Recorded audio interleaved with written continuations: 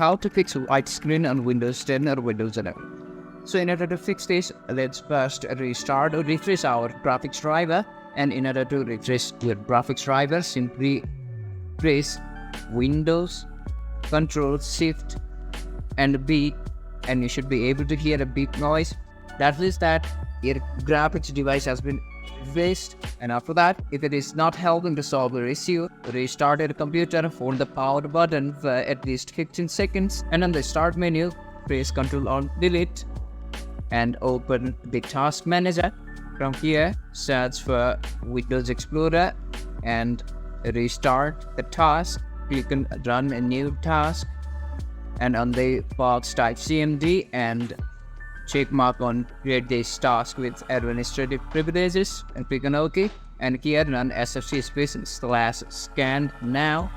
Minimize this and run a new task again.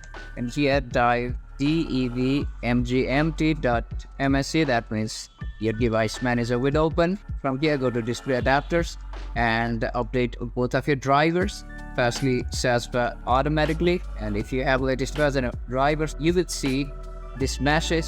You can reinstall your driver by searching on your computer for manual on the manual list of drivers, and from here select your graphics card and manually reinstall your driver, and it should help to fix your problem.